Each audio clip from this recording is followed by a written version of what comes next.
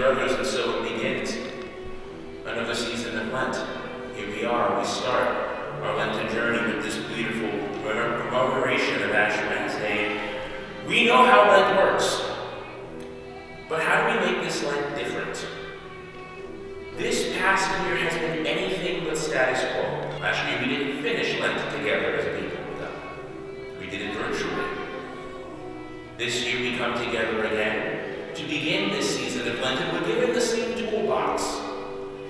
We know the three pillars of Lent: fasting, prayer, and almsgiving.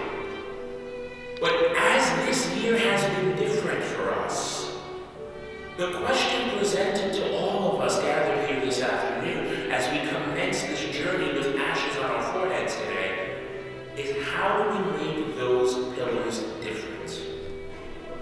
How do we make prayer different? By not making prayer a burden, but by allowing prayer to become a part of who we are. If prayer is something that you have to consciously figure out where to put it in your day, it's a burden. But if prayer is something that comes from within, that comes from your heart out to the one who speaks to your heart, and that is God, then you have begun to make prayer different. And that is the prayer that we hear in Matthew 6 chapter tonight. That whole notion of when you pray, pray to the Father in secret, in the depths of your heart.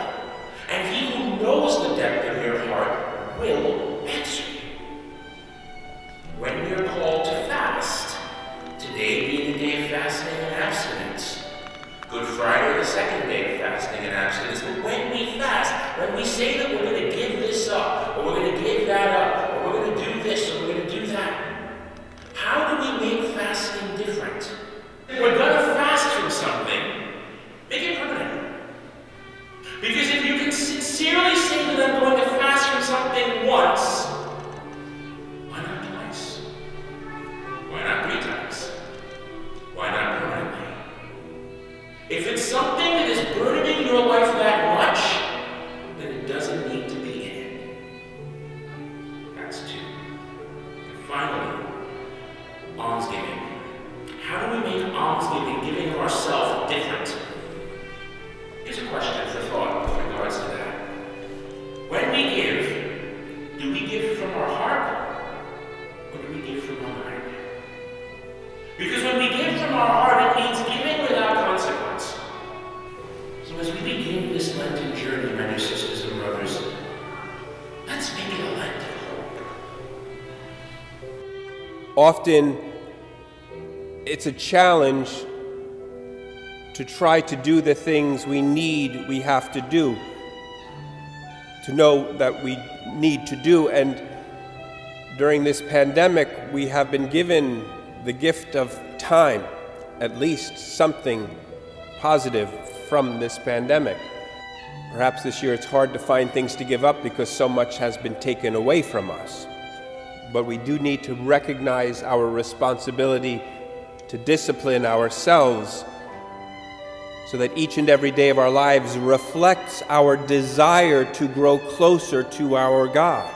The only thing we know we can depend on is the thing that never changes and never will change, and that is our God. And our relationship with Him needs to be strengthened each and every day. And the season of Lent teaches us to make sure we work on that and concentrate on that and enter into that great mystery of finding our relationship with Jesus Christ through disciplines of almsgiving, prayer, and fasting.